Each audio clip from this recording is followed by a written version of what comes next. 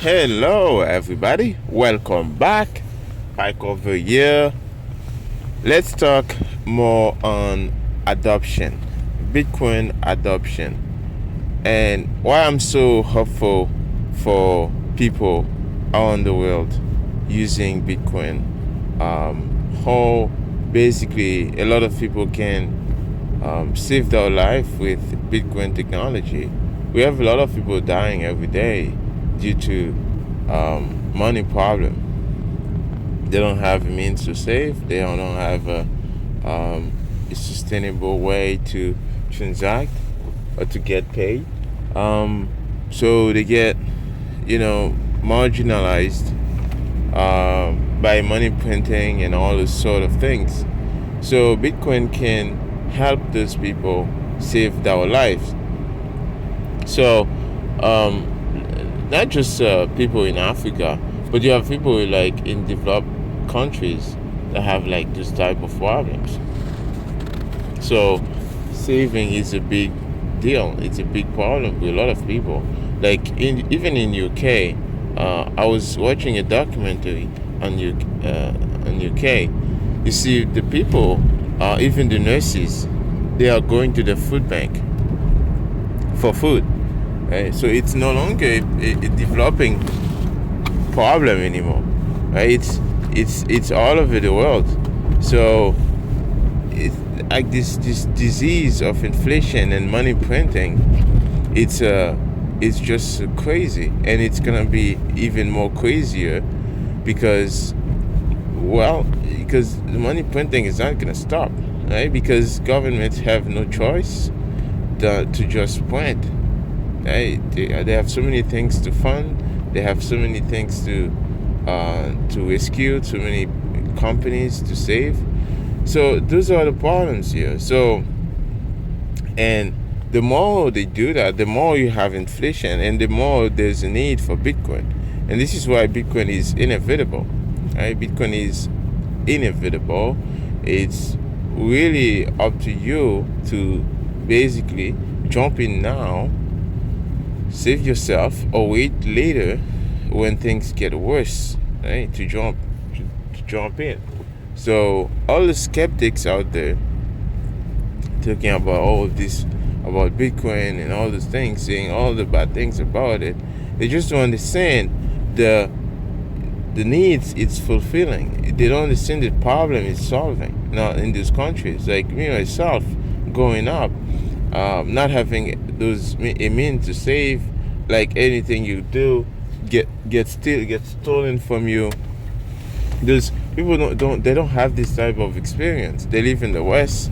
They have the privilege of having a bank account. They can get paid in. They can afford to pay a bank account fee every month of $16, right? So for somebody who cannot afford a bank account fee, right, having a Bitcoin wallet on their phone or in a piece of paper, that's a lot, right? That means a lot for them, right?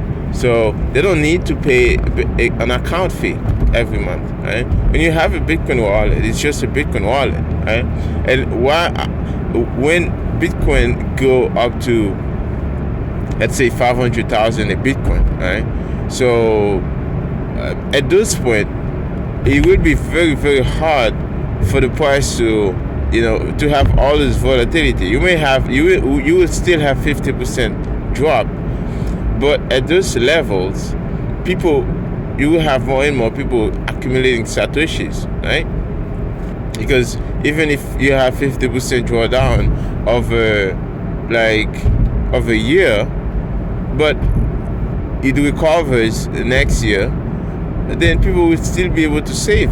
And most people, remember, they live foot and mouth, right? So basically, whatever they make, they eat it the same day, and they just spend it and buy stuff with it. So basically, most people, they just spend a lot. So if they just need to be able to spend, right? So, and also in a Bitcoin economy, the economy is more productive. People get richer, right? So for example, if you're using a feature phone to transact, to send Bitcoin over messaging protocol, just like Machinkua is doing in Africa. Now you have a feature phone, right? Because you're having Bitcoin price appreciate 5-10%, 5-10x, right? So you can afford to buy a better phone, right? So and also you can teach others getting Bitcoin, right? So that's the flywheel adoption, right? The network, right? The network that will happen for Bitcoin, right? So anyways, I'm just hopeful for these people, like people losing all their saving in Argentina, like in a year, like 80% inflation. That's crazy. In places like Nigeria, you can't even take your money out of the bank.